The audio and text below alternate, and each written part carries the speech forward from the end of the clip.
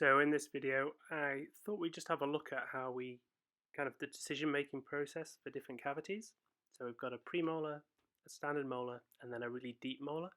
We're going to look particularly at the decision to use classic Tor VM bands or double curve, and also about the wedge test.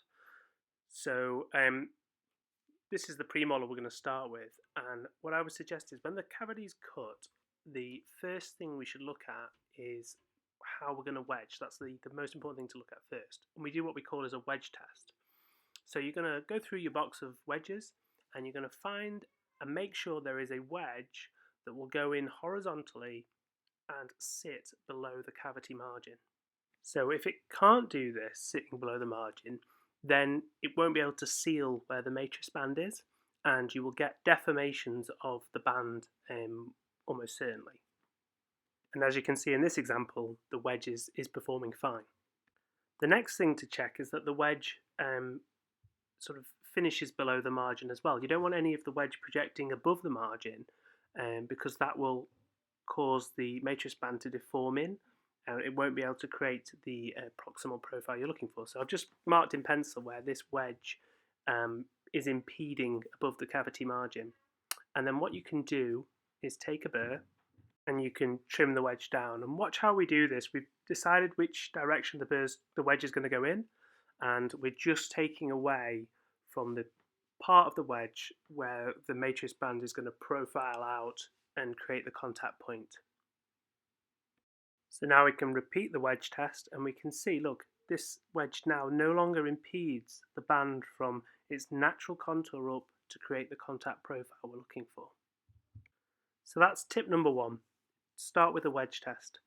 So now we're going to do the matrix selection, and I'm going to start by placing a classic Tor VM wedge into the premolar cavity.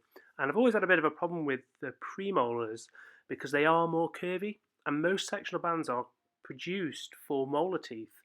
So you can see the problem here, and it's not a problem with the wedge, but the band isn't curved enough to touch the adjacent tooth. It just doesn't have enough contour, okay? And so getting that contact profile where we have a nice contact point low down and a roll over is going to be really difficult with this classic curve. And what's going to happen is, to create the contact point, you're going to have to place a separator ring or something like that and tip the band against the adjacent tooth, and the contact profile is going to become much flatter than you would ideally want. And you can see how that happens as I place the ring, and the contact point also gets much higher up on the marginal ridge than you would like ideally too. So let's look how that compares if we change that with a medium double curve band this time. And I wouldn't say these are made for premolars, but they are made for situations where you need more curve, and that is often with premolars, or when the gap from cavity to the adjacent tooth is bigger. So if we place that medium double curve band in, you can see instantly that it is actually touching the adjacent tooth straight away, and that means we don't have to rely on the ring to tip the band to get it in to get a contact point. So we're going to get a much better contact profile, and you can see that when we look side view of the tooth. Because it doesn't need to tip, we can place the ring and it's just a lot more stable, that matrix position, and so it doesn't tend to deform in the same way, and you're going to get a nicer contact profile. And if you look at it from the side, you can see you maintain that roll into the embrasure area, which is really good for the ability to actually floss and clean this contact point that you produce. Okay, so let's look at this second case, and this will hopefully quickly demonstrate why we might not want to always use a double curve band. So here we've got a small class 2 with a small bridging gap on a molar to the adjacent tooth. So again, the place to start is with the wedge test, and on this occasion it's very straightforward because the wedge is sitting horizontally below the cavity margin, and there is none of the wedge sitting above the cavity that's going to deform the band or stop it creating a natural contact profile. So I'm going to place a medium double curve band on this, and one thing you'll notice, because it's quite curved and it's a hardened steel, it's a 35 micron one, it's hard to place because the curve is preventing it from seating. So you can wriggle it in, but the reason we don't want to use a double curve in this situation is that the curve is too much. And what's happening is the adjacent tooth is causing it to buckle, and you're seeing this concavity formed. And you see this an awful lot if you look really carefully, with a lot of matricing with rings placed. And this concavity is going to make a very difficult to clean area that is something we really want to try to avoid. So this is not a case for a double curve band. So let's just quickly do the case with a classic Tor VM band. I think it was a medium that we used in the video. And you can see that places, and it's got absolutely enough curve for this clinical situation. So that is the right band to use. So then you can wedge the band in place using the wedge you've checked. And you can check the profile, and you can see that that is touching nicely. And then we can go ahead and place the ring. And these are generally straightforward cases.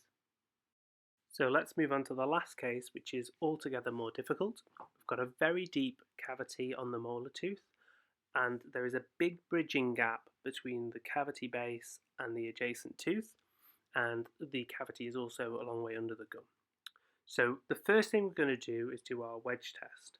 And we've got a split dam here because that's really the best way for us to access the gingival tissues if we need to modify them. So look at that wedge in there, and the wedge test is definitely failed.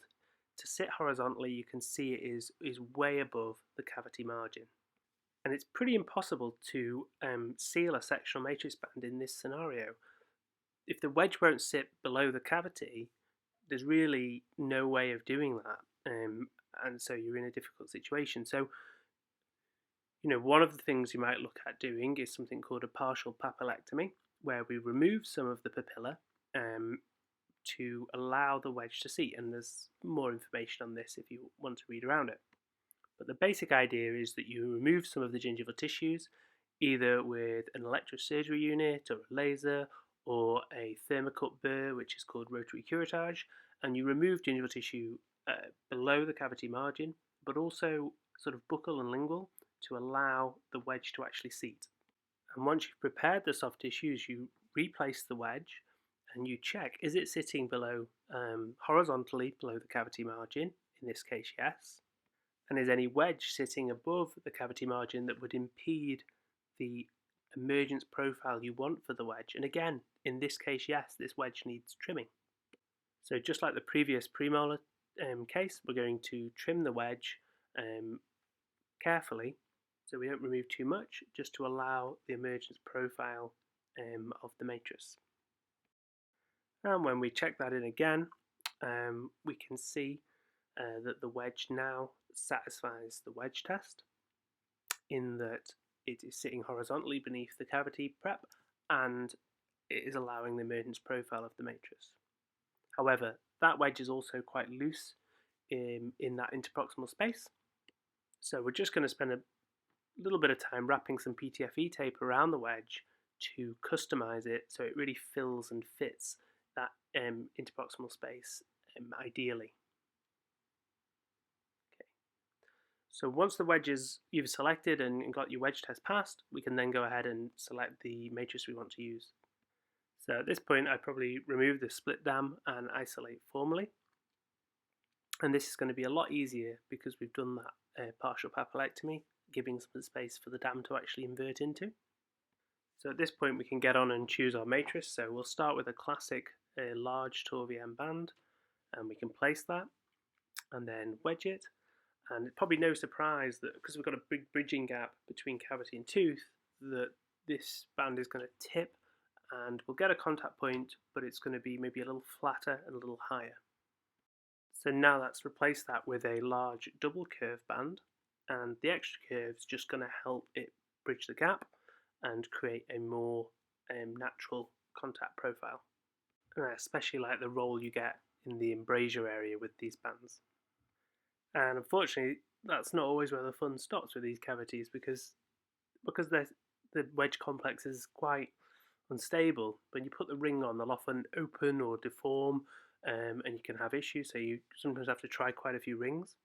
And the best ring I could actually find here after trying a few was the standard ring, putting it outside the wedge. That worked okay, but the matrix still wasn't really stable enough um, around the edges to pack against. So we used some liquidam to just gun in and stabilize the matrix. And we use liquidam like this a lot, just to stabilize matrix bands so that they're solid enough for you to pack against. So other techniques for these type of cavities you might consider are a totally ringless technique if you've got some good wedge separation. Or you can accept that you need to do it in 2 stages and do like a delayed wedging procedure where you raise the margin using a U-band or something first. So I hope you've enjoyed that little presentation, and please share with anyone who you think might find it useful, and keep checking back on our Instagram and website for more tips and products, and we really love this stuff.